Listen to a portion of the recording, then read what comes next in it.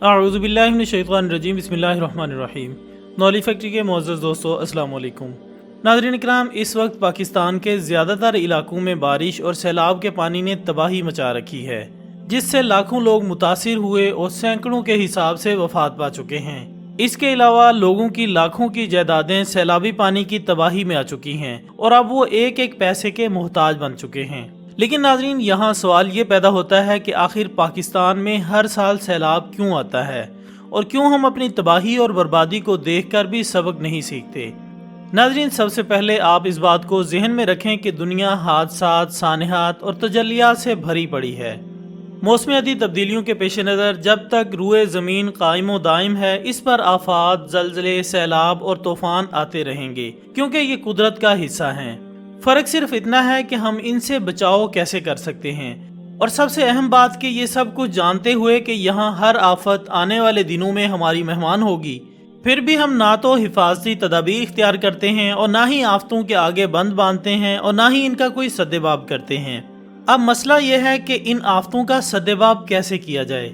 اس کی مثال آپ جاپان سے لے لیں، جہاں دنیا میں سب سے زیادہ زلزلے آتے ہیں، اور یہ زلزلے پاکستان میں آنے والے سن 2005 کے زلزلوں جتنی شدت رکھتے ہیں، لیکن وہاں کبھی بھی جانی و مالی نقصان نہیں ہوتا، بلکہ یوں کہہ لیں کہ نہ ہونے کے برابر ہوتا ہے۔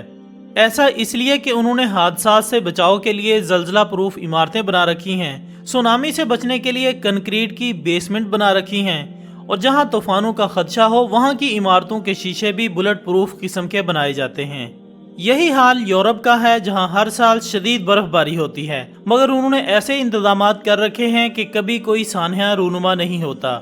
مگر یہاں آج ایک بار پھر آدھا پاکستان ڈوب چکا ہے اور 12 ارب ڈالر کے نقصان کا اندیشہ ظاہر کیا جا رہا ہے۔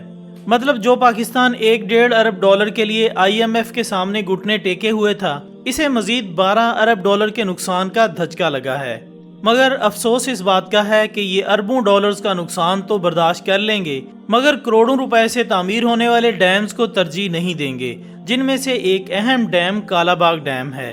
یہ بات بالکل ٹھیک ہے کہ کالا باغ ڈیم سب سے کم خرچ اور بالا نشیں ہے، یعنی سیاست کی نظر ہونے والے اس بدقسمت ڈیم کو چند کروڑ روپے کی لاگت سے 2 سے 3 سال کے اندر فعال کر کے 3500 میگا واٹ تک بجلی بھی حاصل کی جا سکتی ہے اور بڑے پیمانے پر پانی ذخیرہ کیا جا سکتا ہے۔ لیکن اگر یہ فی الوقت ممکن نہیں اور ہمارے سیاستدان ڈیم بنانے کے لیے واقعی مخلص ہیں، تو لاکھوں ایکڑ بنجر اراضی کو استعمال میں لا کر چھوٹے چھوٹے درجنوں ڈیم بنا کر اس مسئلے سے ہمیشہ کے لیے چھٹکارا حاصل کیا جا سکتا ہے۔ پاکستان کی تمام سیاسی جماعتیں اس بات پر تو متفق ہیں کہ اگر بھارت نے ہماری طرف میلی آنکھ سے دیکھا تو ہم اس کی آنکھیں ہی نکال دیں گے، مگر جب بات کالا باغ ڈیم کی آتی ہے تو ان میں سے چند جماعتیں بھارت کے حق میں فیصلہ دیتی نظر آتی ہیں۔ اب آپ حیرت زدہ ہوں گے کہ بھلا ایسا کب ہوا کہ پاکستان میں رہتے ہوئے کوئی بھارت کے حق میں فیصلہ دے؟ تو جناب، آپ اس بیان کو کس طرح دیکھیں گے کہ اگر کالا باغ ڈیم بنایا گیا تو پاکستان نہیں رہے گا؟ کیا یہ کھلی بغاوت نہیں؟ ہاں، اگر ٹھوس شواہد کی بنیاد پر سمجھانے کی کوشش کی جائے کہ کوئی کس بنیاد پر کالا باغ ڈیم کی مخالفت کر رہا ہے تو بات سمجھ آتی ہے، مگر ایسا بیان دینا تو سیدھی سیدھی بغاوت ہے، بلکہ ملک دشمنی ہے۔ ناظرین، اس موجودہ سیلاب سے تقریباً 3 کروڑ سے زائد آبادی کے متاثر ہونے کا اندیشہ ہے۔ یاد رہے کہ اس سے قبل سن 2010 میں آنے والے سیلاب کو پاکستان کی تاریخ کے بدترین سیلاب کے طور پر یاد رکھا جاتا ہے، جس میں تقریباً 2 کروڑ سے زائد شہری متاثر ہوئے تھے۔ مگر حالیہ سیلاب کی تباہ کاریوں نے سن 2010 کے سیلاب کے ریکارڈ بھی توڑ دیے ہیں۔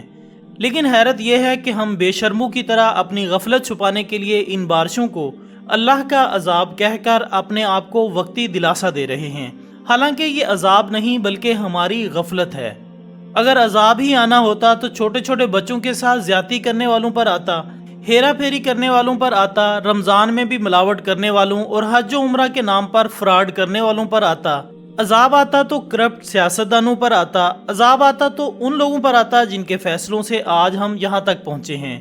اگر عذاب آنا ہی ہوتا تو غلط فیصلے کرنے والے ججز پر آتا، عذاب آتا تو ان لوٹے سیاستدانوں پر آتا جو اپنے ذاتی مفادات کے لیے وفاداریاں بدلتے دیر نہیں لگاتے۔ غیر قانونی منافع کمانے والوں پر تو عذاب نہیں آیا، کالا باغ ڈیم نہ بنانے والوں پر تو عذاب نہیں آیا، بلکہ اگر واقعی عذاب آتا تو ہمارے ملک کی 5 اسمبلیاں نہ بچتیں۔ لہٰذا حالیہ سیلاب کا تعلق عذاب سے نہیں بلکہ ٹھوس منصوبہ بندی کے فقدان کی وجہ سے ہے۔ ہمارے ہاں ڈیمز نہیں بن رہے، جبکہ ہمارا ہمسایہ ملک بھارت ایک ایک دریا پر سینکڑوں ڈیم بنا کر بجلی پیدا کر رہا ہے۔ اس کے برعکس پاکستان میں 73 ڈیم ہیں، جن میں سے 60 گزشتہ صدی میں مکمل ہوئے تھے۔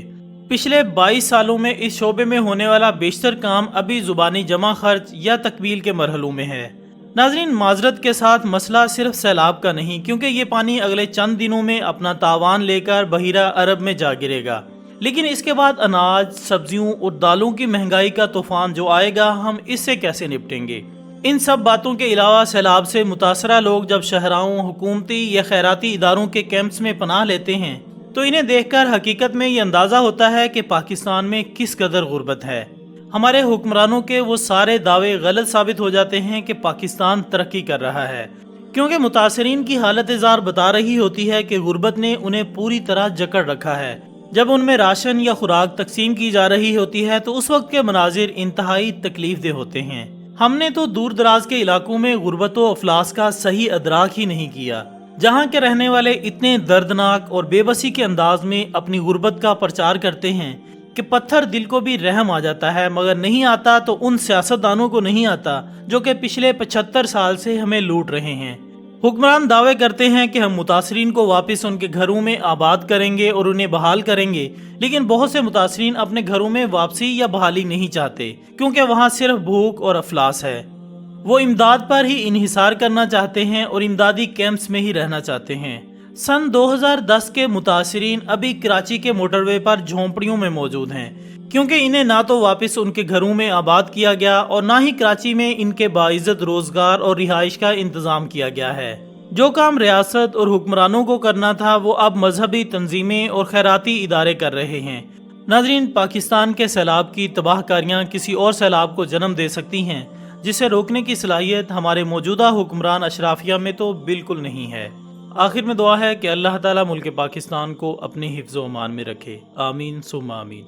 تو ناظرین، یہ تھی ہماری آج کی ویڈیو۔ انشاءاللہ بہت جلد دوبارہ حاضر ہوں گے ایک اور ویڈیو کے ساتھ۔ تب تک اپنا، دوستوں، رشتہ داروں اور گرد و نواح کے تمام لوگوں کا بہت خیال رکھیے گا۔ اللہ حافظ۔